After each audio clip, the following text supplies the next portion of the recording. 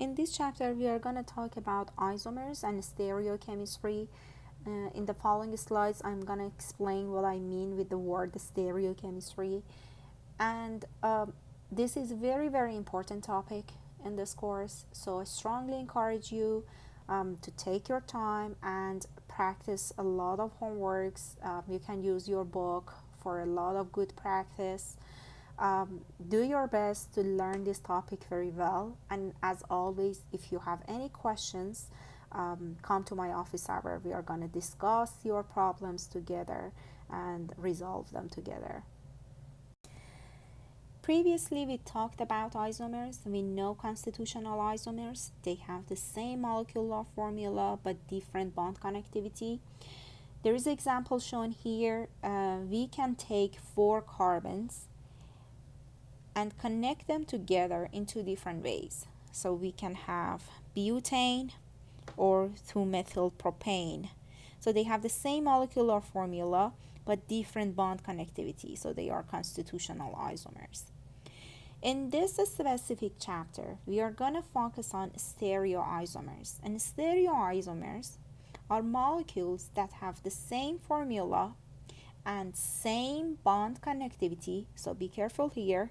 Both of them are the same, but they have different special arrangement of their atoms. So previously we discussed one example of cis and trans isomers before. You can see both of these isomers here. Both of these disubstituted cycloalkanes, they have same formula and same bond connectivity to each of these carbons. We have a methyl group attached in both of them. But in this one, in the cis isomer, both methyls are on the same side of the ring. However, in the trans isomer, both methyls, they are in the opposite side of the ring. So basically, they have different spatial arrangements in the molecule. They are stereoisomers. Cis and trans, they are stereoisomers. We have different types of stereoisomers to talk about in this chapter, but first we should be able to recognize them. Why stereochemistry is important? Some drugs, such as ibuprofen, is found with a mixture of both isomers. This squiggly or wavy line right here means that we have the mixture of both isomers, both wedge and dash isomers. So ibuprofen is available in the mixture of both isomers, and both of them are harmless for our body. However, some drugs, such as naproxen, one of the isomers, the S isomer, is anti-inflammatory. However, the R isomer is a liver toxin. In this situation, where one isomer is a toxin, the drug must be sold as a single isomer.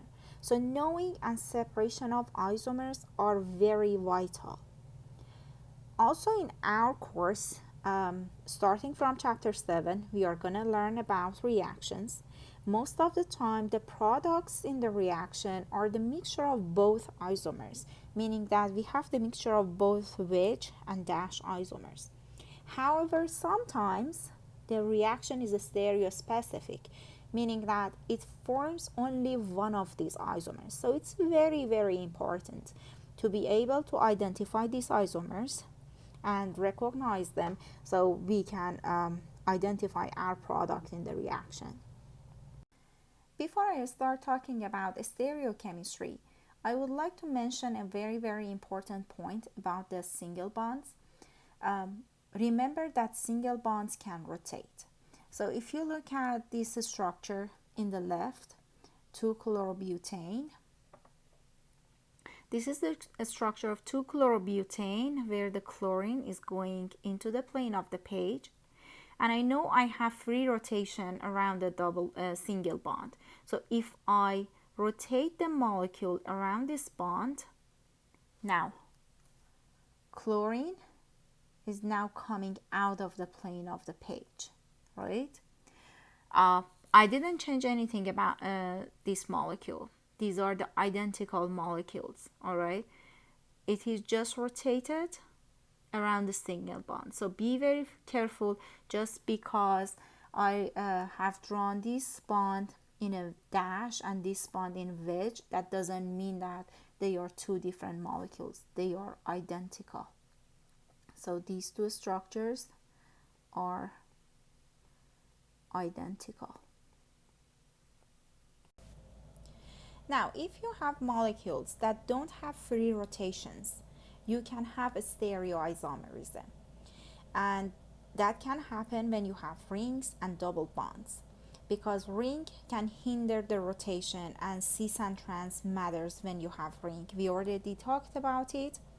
When two methyls are in the same side, we have cis isomer, and when they are in the opposite side, we have trans isomer. This is also true when we have double bond. We don't have free rotation about the double bond because we would like to maintain the p orbitals overlapping in the pi bonds. Therefore, we don't have free rotations here.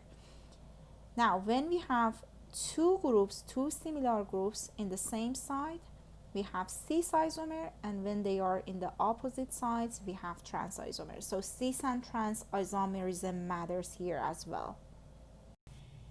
I already started talking about cis and trans isomerism, so hopefully by now you understand what I'm talking about.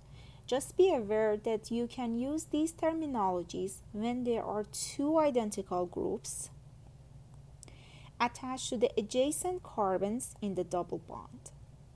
If those groups are in the same side, we call them cis isomers, and if they are in two different or opposite sides, we call them trans isomers. A very important point here is that these identical groups, they shouldn't be connected to the single carbon or same carbon. So right here we have two methyls connected to only this carbon, so we cannot use cis and trans terminology here. I would like to point out that cis isomer is less stable than trans, because the groups in cis position, especially if they are big groups such as isopropyl or T-butyl, they can crowd one another, and this crowdness, we call that steric hindrance.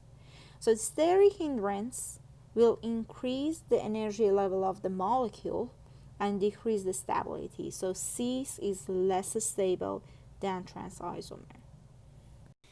Let's look at this practice problem. We have three pairs of molecules and we want to know whether they are constitutional isomers, stereoisomers, or identical. Let's look at the first pair. Both of these molecules, they have the same molecular formula and same bond connectivity, so definitely they are not constitutional isomers. Now if you look at this one, we have the chair conformation for cyclohexane, and we have the hydroxy group in the equatorial position. Now in the other one, what's happening is chair flip. So upon chair flip, the hydroxy group becomes axial here. Now we know that chair flip is happening all the time at room temperature. So I didn't change anything about these molecules, therefore they are identical. So chair flip doesn't change the molecule. And we have a rule here, basically in monosubstituted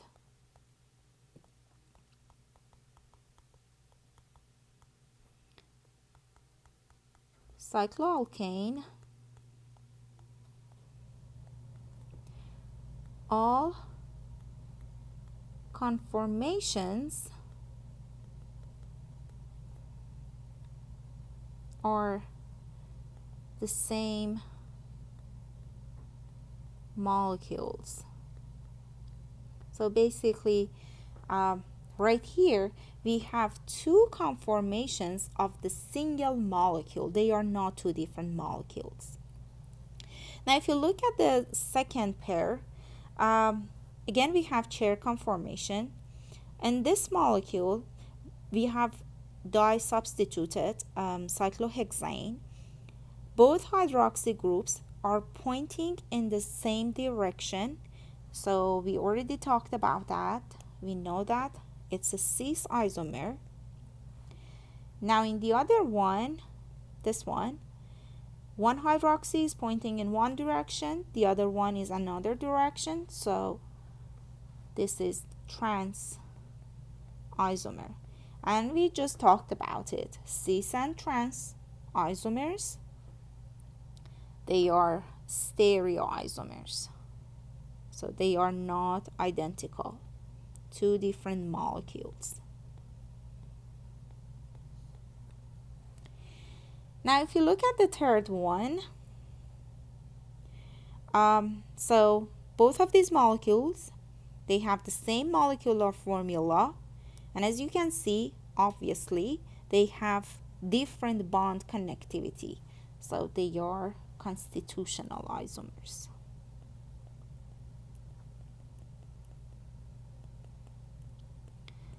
So as long as you identify the constitutional isomers, you need to stop.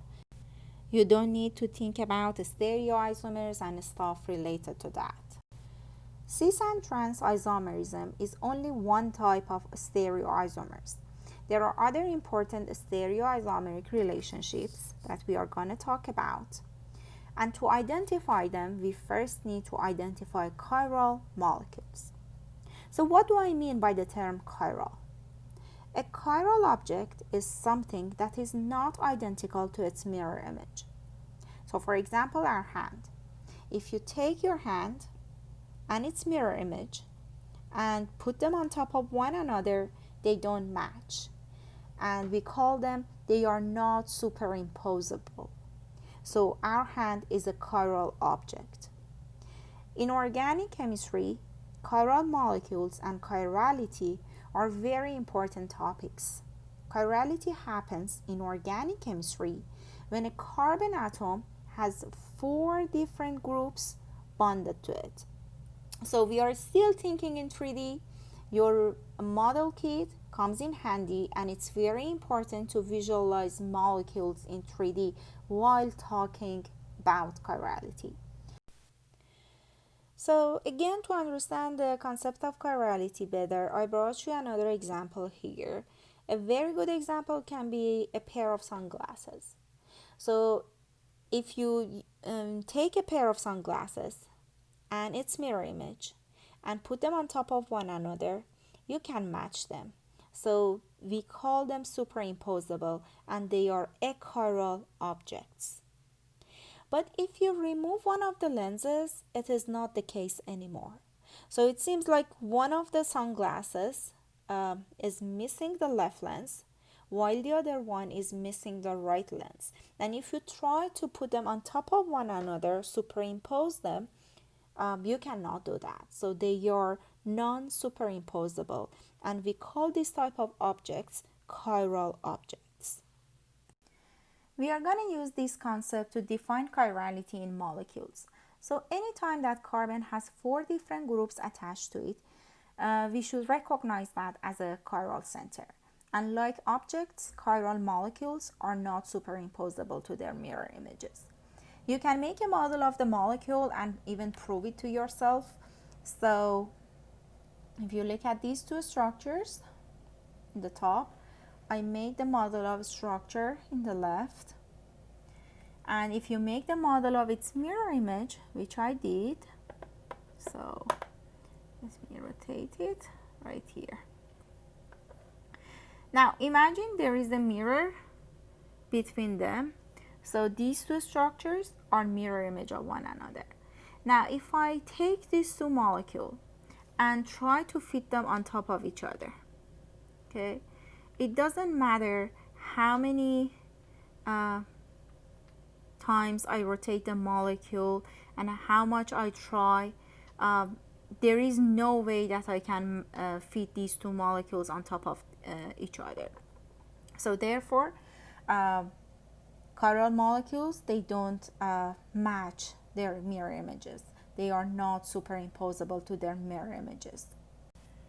As long as we have 4 different groups attached to the tetrahedral center, or we can even say sp3 hybridized center, and specifically in our course carbon, so sp3 hybridized carbon with 4 different groups attached to it, it's a chirality center, or we can even call that a stereocenter or stereogenic center. This can happen in linear and cyclic structures. So look at here, this carbon, it is connected to the chlorine, connected to the methyl group, and connected to the ethyl group, and the fourth group is hydrogen. So this carbon is sp3 hybridized with 4 different groups attached to it. Therefore, it's a chiral center. Now, if you look at this carbon, let me draw the hydrogen for that. This carbon is also sp3 hybridized. It is connected to bromine, connected to hydrogen, connected to this carbon part, which is missing the double bond. However, in this side, it has a double bond. So these two parts of the ring are different from one another. Therefore, there are 4 different groups connected to this carbon, which makes it a chiral center or a stereogenic center. Practice. So look at these molecules and identify the chiral centers. A few hints here. First, ignore sp2 and sp hybridized carbon. These type of carbons, they cannot be chiral center.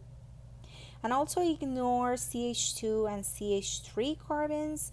They cannot be chiral center. Obviously, this carbon has 2 hydrogens attached, so 2 similar groups attached. This one has 3 hydrogens attached. So basically what we are looking for is an sp3 carbon with 4 different groups attached.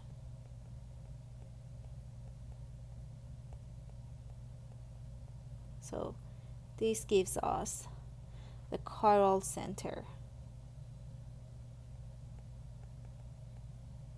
Okay.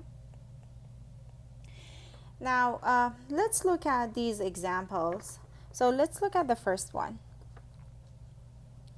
The first one, we have 5 CH2s right here.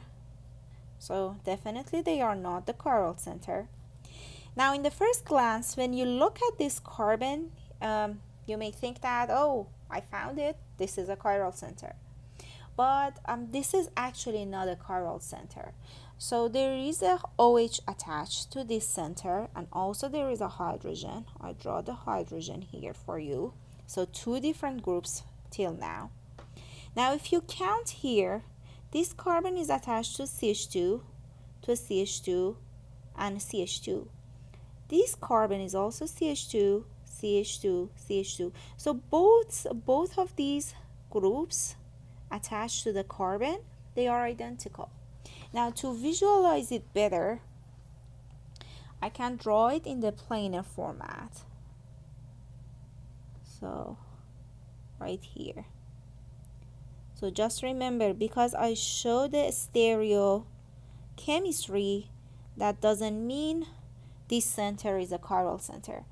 So yes, 2 different groups, hydrogen and OH. However, this part, they meet each other in a single point, and there is no point of difference between these 2 groups. So that carbon is not a chiral center. So that doesn't have any chiral carbon. 0 chiral center. Now if you look at the second molecule, so right here, I can even redraw this one in a planar format.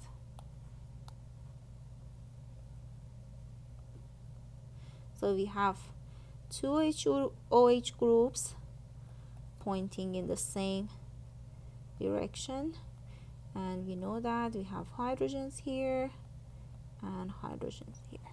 So let's look at this center right here. 2 different groups. Now this one, if I move, I have CH2, CH2, CH2. Now this one, if I move, I have CH, OH, H. So 4 So this is the point of difference basically. 4 different groups attached to this carbon. So this is a chiral center. And to show the chiral center, we show that with star. So now the other one, the other center, that one is also a chiral center, similar to the other one. So we have 2 chiral centers in this molecule. Now if you look at the third one is a little bit tricky. When you look at it, you may think that, okay, I have 3 chiral centers, but actually this is not the case. We have only 2 chiral centers in this molecule. So this one, this carbon right here, we have a methyl, we have different chain and ethyl group here, so, and also hydrogen in the back, which is not shown. So this is a chiral center, 4 different groups here. Similar to this carbon, we have a methyl, we have completely different chain from this one attached to it, and hydrogen. So this is also chiral center. Now if you look at this one, this is the tricky carbon. So you may think that, okay, there is a stereochemistry here, it is shown here, so this carbon is a chiral carbon, but because the stereochemistry is shown, that doesn't mean we have a chiral carbon here. So this carbon attached to this long chain, a hydrogen, which is not shown, and 2 methyl groups. So both of these groups are identical. So this is not a chiral center. Now the last one, which is the trickiest one, because no stereochemistry is shown. So I identify the chiral centers for you. I work on one of them, and you can work at home to identify the rest. So we have 5 chiral centers in here. So if you look at this one, for example, we have this group attached, OH attached. Now this one bond to a completely different chain, and this one binds to completely different chain from the other one. So 4 groups attached to this one, and we have 5 stereo centers in this molecule.